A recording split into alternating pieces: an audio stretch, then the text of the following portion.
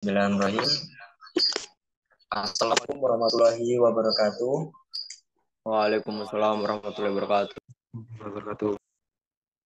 Baik, yang terhormat Bapak Ardian Cahyadi MPD selaku dosen mata kuliah Sosiologi Olahraga dan yang saya banggakan dan cintai teman-teman semuanya.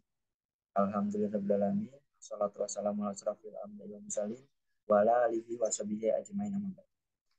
Baik, terima kasih buat teman-teman yang telah menempatkan pada siang hari ini. Izinkan kelompok 10 ini mempresentasikan hasil kelompok kami dengan tema yaitu bisnis dan industri olahraga. Yaitu dengan beranggota kelompoknya saya sendiri Muhammad Khairul Abu Firmansyah, Mas Aryansah, Muhammad Atif Gifari, Budi Ramadan, dan di sini Ana Jaya.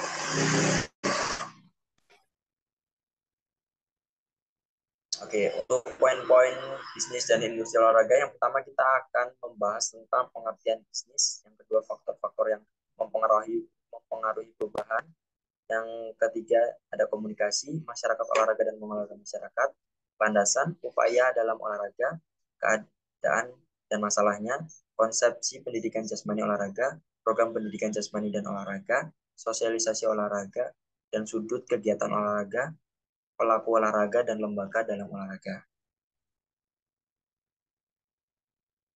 Untuk materi yang pertama akan disampaikan kepada Saudara Femas. Kepada Saudara Femas, saya persilahkan. Akan menjelaskan pengertian bisnis. Apa sih pengertian bisnis itu? Bisnis adalah aktivitas seseorang atau badan organisasi yang terlibat dalam memproduksi, memfasilitasi, mempromosikan, dan menyelenggarakan suatu kegiatan yang bergerak di dalam bidang kebugaran, rekreasi dan olahraga kepesertaan atau hobi yang terkait.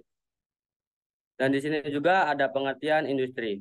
Industri olahraga adalah pasar dan dengan produk yang sama atau sejenisnya.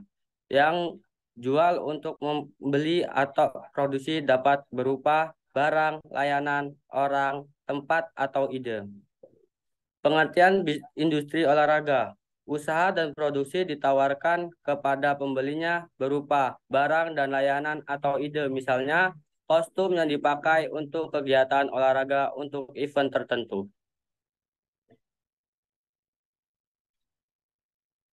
Dan di sini juga ada faktor-faktor yang mempengaruhi pertumbuhan industri bisnis olahraga. Yang pertama itu bisnis pelayanan industri olahraga yang profesional. Yang kedua itu ada orang. Yang ketiga aktivitas dan kegiatan olahraga. Yang keempat itu ada komersialis dan pemasaran olahraga. Yang kelima fasilitas kesehatan olahraga dan pelatihan olahraga. Yang keenam produk olahraga. Selanjutnya itu ada industri olahraga, media olahraga. Yang terakhir, pendidikan industri olahraga. Nah, di sini ada contoh produk dalam industri. Dibagi menjadi dua. Yang pertama itu ada bisnis olahraga. Yang kedua itu manajemen. Bisnis olahraga adalah dalam bidang manajemen perusahaan olahraga dan hubungannya dengan industri perusahaan olahraga, aktivitas, pengusaha, dan organisasi yang terlibat dalam memproduksi. Nah, di sini juga ada manajemen olahraga. Manajemen olahraga itu melatih orang, kegiatan, pengusaha, dan organisasi yang terlibat memproduksi, memfasilitasi, mempromosikan, dan menyelenggarakan usaha kegiatan produk. Materi yang selanjutnya akan dibacakan oleh M. Khairul Agung Firmansyah. Kepadanya saya persilakan. Baik, untuk materi selanjutnya yaitu kita akan membahas komunikasi. Nah, apa sih komunikasi itu? Jadi komunikasi adalah suatu aktivitas penyampaian informasi atau suatu ide kepada tujuan tertentu.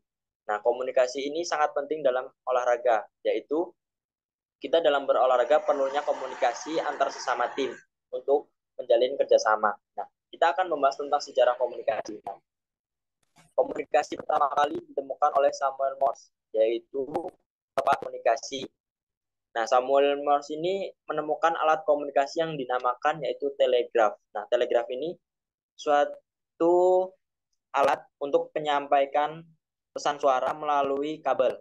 Nah, telegraf ini perangkat menggunakan listrik, dan di zamannya itu untuk menyebarkan suatu informasi pertandingan-pertandingan. Nah, kita wajib bersyukur pada zaman sekarang ini, perkembangan teknologi yang sangat pesat ini, komunikasi kita tidak ada batasan waktu maupun tempat. Nah, jadi kita wajibnya bersyukur. Untuk selanjutnya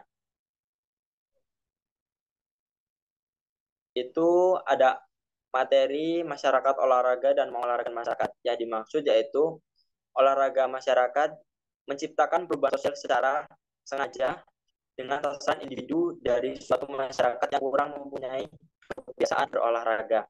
Nah, dibagi tiga. Yang pertama ada kemerdekaan adalah suatu perwujudan yang nyata dari kedaulatan bangsa Indonesia. Kemerdekaan adalah suatu tantangan dalam rangka mewujudkan kehidupan bangsa yang lebih baik dan lebih maju. Yang kedua itu ada pembangunan nasional adalah pembangunan manusia seutuhnya seluruh masyarakat yang ada di Indonesia. Yang dimaksud pembangunan manusia di mana ditafsirkan sebagai insan yang berkembang berjiwa dan raganya.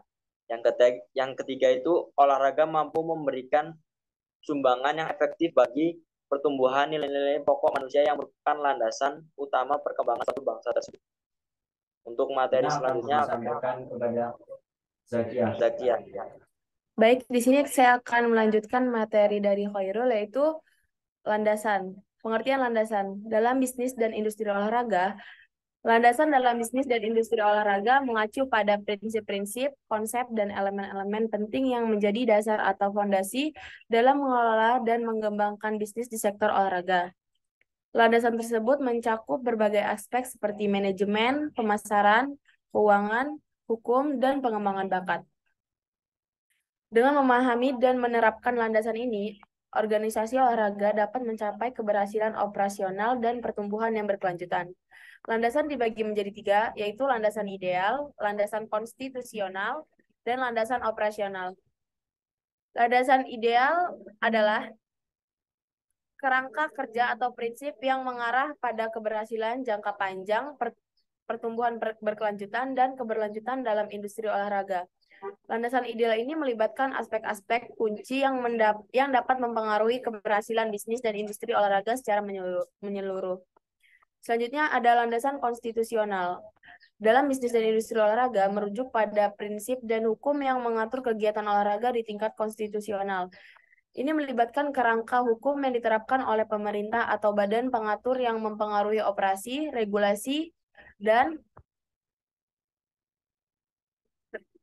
pemerintah badan mengatur operasi, regulasi, dan perlindungan hak-hak dalam industri olahraga. Yang ketiga ada landasan operasional. Landasan operasional yaitu menjadi dasar untuk menjalankan operasi sehari-hari dalam industri olahraga. Landasan ini meliputi proses, kebijakan, dan praktik yang diterapkan untuk memastikan kelancaran dan efisiensi dalam menjalankan bisnis olahraga.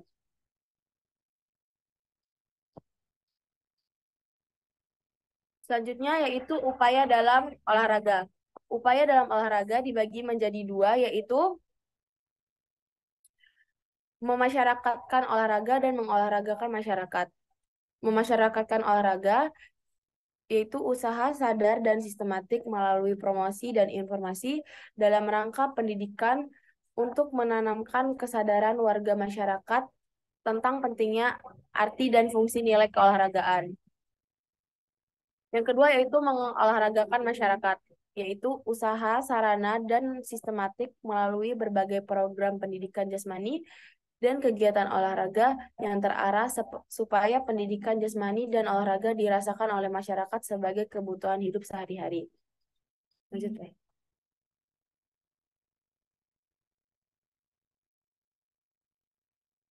Selanjutnya, keadaan dan masalah.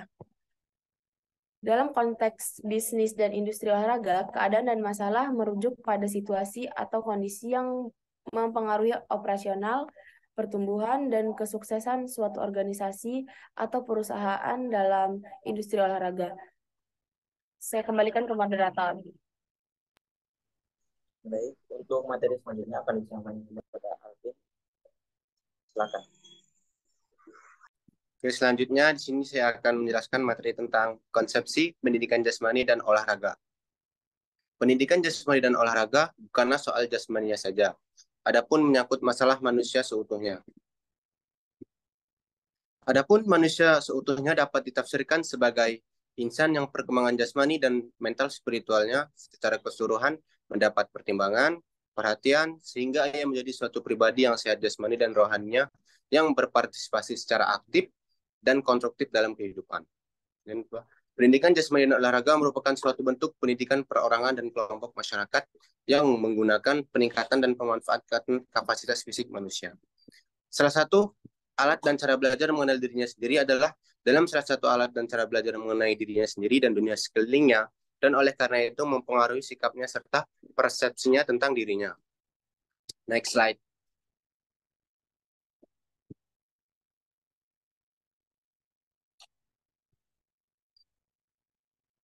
Kemudian fungsi pendidikan jasmani dan olahraga.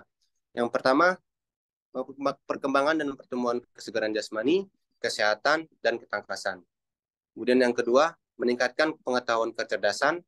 Yang ketiga, pembentukan kepribadian seseorang seperti kejujuran, keberanian, dan jiwa sportivitas yang tinggi. Next. Kemudian program pendidikan jasmani dan olahraga jangka panjang. Dalam Undang-Undang Nomor 4 Tahun 1954, Bab 6 Pasal 9, tujuan pendidikan jasmani jangka panjang adalah untuk menuju keselarasan antara tumbuhnya badan dan perkembangan jiwa, dan merupakan suatu usaha untuk membuat bangsa Indonesia menjadi bangsa yang kuat dan sehat lahir batin. Dengan demikian, dapatlah dijadikan pendidikan jasmani dan olahraga tersebut sebagai cara atau kebiasaan hidup setiap manusia Indonesia di dalam membina kesehatan jasmani dan rohaninya sebagai bagian untuk mengemban kelangsungan hidupnya. Sebagai tujuan akhir pendidikan jasmani dan olahraga adalah pembinaan yang merupakan bagian yang amat penting dari usaha penghayatan dan pengamalan Pancasila dalam rangka mewujudkan Pancasila dalam kehidupan masyarakat dan bangsa Indonesia. Di dalam rangka itulah perlu dijabarkan peranan apa yang terkandung dalam Panji Olahraga Nasional, memasyarakatkan olahraga dan mengolahragakan masyarakat. Next, materi selanjutnya akan disampaikan oleh Femas.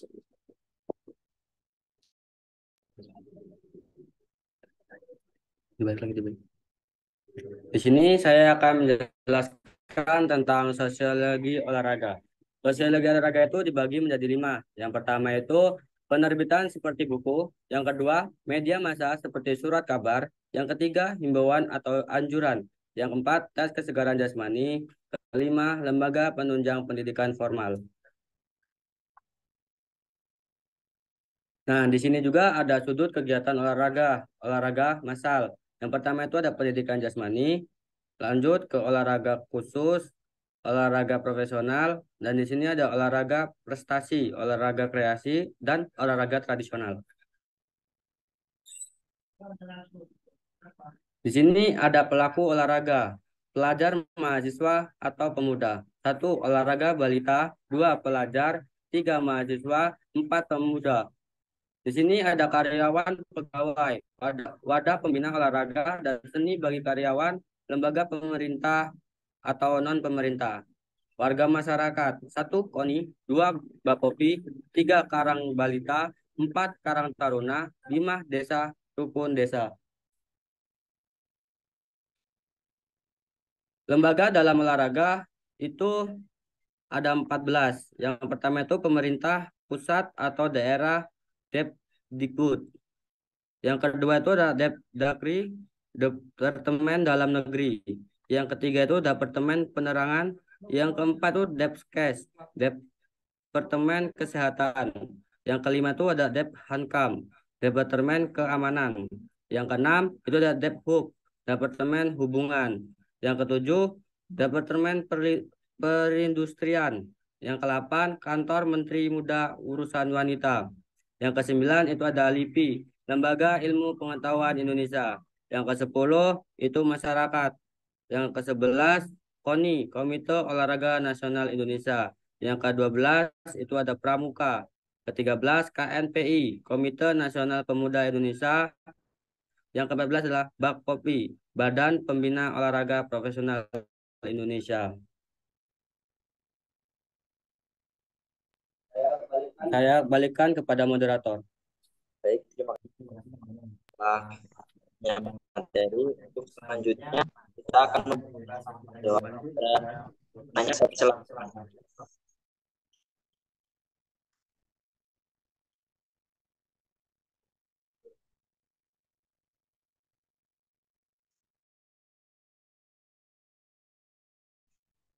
Baik, untuk penanya boleh langsung ditanyakan. Izin bertanya.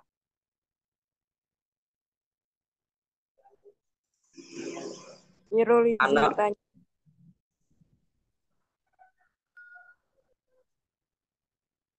kepada saudara Anda. Pertanyaannya, bagaimana olahraga profesional dapat menghasilkan pendapatan melalui penjualan tiket, pertandingan, sponsorship, dan merchandise? Baik. Untuk penanya yang kedua. Saya Rul, izin bertanya.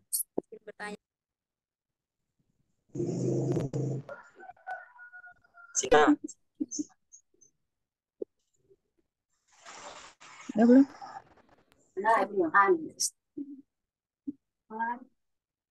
Rul, izin bertanya. Oh iya, Jenny.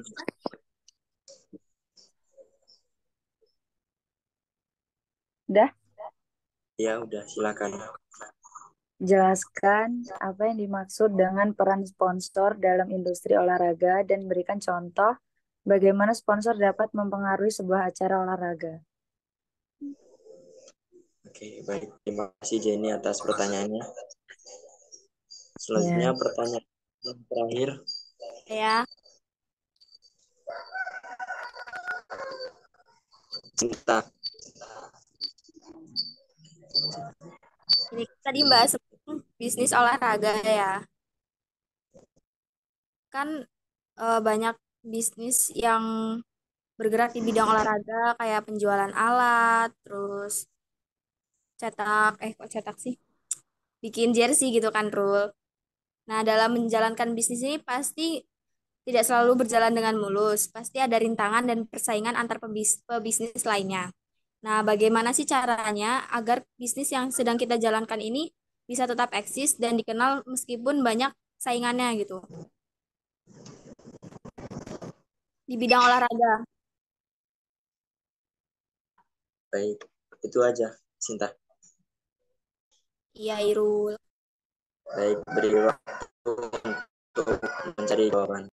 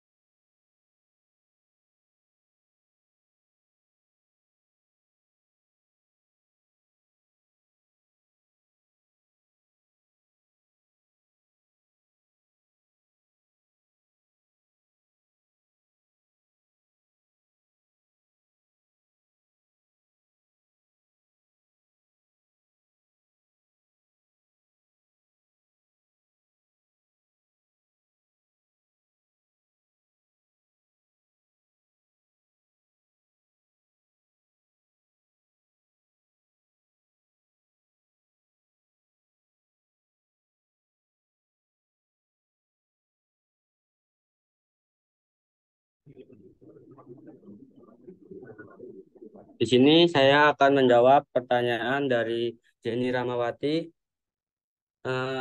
Di sini jawabannya adalah yang menurut saya tahu, peran sponsor itu dalam industri olahraga sangat penting. Kenapa? Karena sponsor merupakan pihak atau perusahaan yang menyediakan dukungan finansial atau sumber daya lainnya kepada tim, acara olahraga atau atlet dengan harapan mendapatkan keuntungan dari keterlibatan mereka. Jadi, keuangan sponsor itu dapat memberikan pendanaan yang signifikan bagi acara olahraga. Pendanaan ini dapat digunakan untuk mengatur infrastruktur, pembayaran gaji para atlet, atau mempromosikan acara dan menyediakan fasilitas yang diperlukan tanpa dukungan finansial dari sponsor. Nah, jadi kemungkinan Sponsor yang terkait dengan acara olahraga mendapatkan exposure merek yang luas kepada penonton dan penggemar. Misalnya, merek yang menjadi sponsor utama dalam sebuah turnamen sepak bola akan memiliki logo mereka ditampilkan di seragam pemain, lapangan, tiket, dan material promosi lainnya. Mungkin itu aja jawaban dari saya yang ditanyakan oleh Jenny Ramawati. Sekian, terima kasih. Elis, suaranya Elis. Soalnya Elis.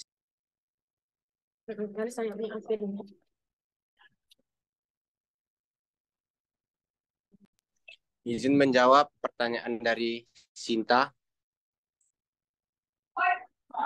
Jadi pertanyaannya,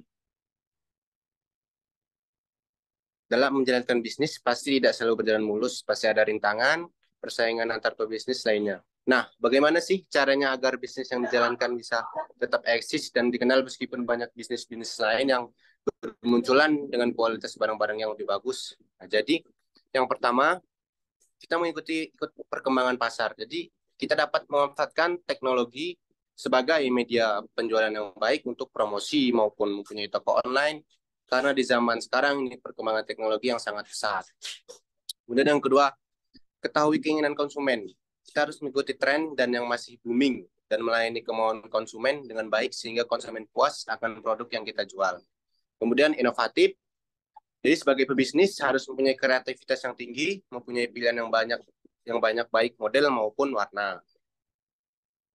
Terus strategi marketing, kita bisa melakukan promo tapi tidak merugikan kita. Contohnya, We to get one. Artinya dengan dia membayar 2 barang masih bisa mendapatkan untung dan barang per item. Kita naikkan harganya bisa juga dengan diskon persen potongan harga. Oke.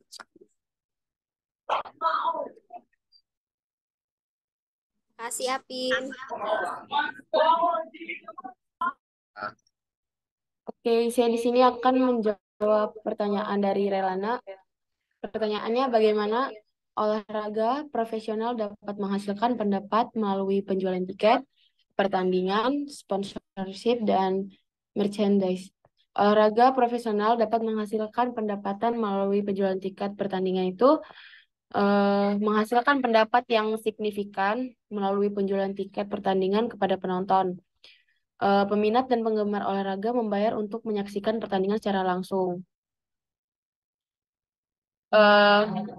Kalau sponsorship itu merupakan salah satu sumber pendapatan utama dalam olahraga profesional karena perusahaan atau merek mengikat kontrak sponsor dengan tim, atlet, atau acara olahraga untuk mendapatkan hak promosi dan eksklusif branding. Selanjutnya, penjualan merchandise itu adalah cara lain bagi olahraga profesional untuk menghasilkan pendapat. Produk seperti kaos, topi, jaket, peralatan olahraga, dan barang-barang aksesoris lainnya dijual kepada penggemar dan penggemar olahraga. Bagaimana, Railana? Baik, terima kasih Zakzia. Oke, sama-sama. Baik. Terima kasih atas pertanyaan yang telah ditanyakan.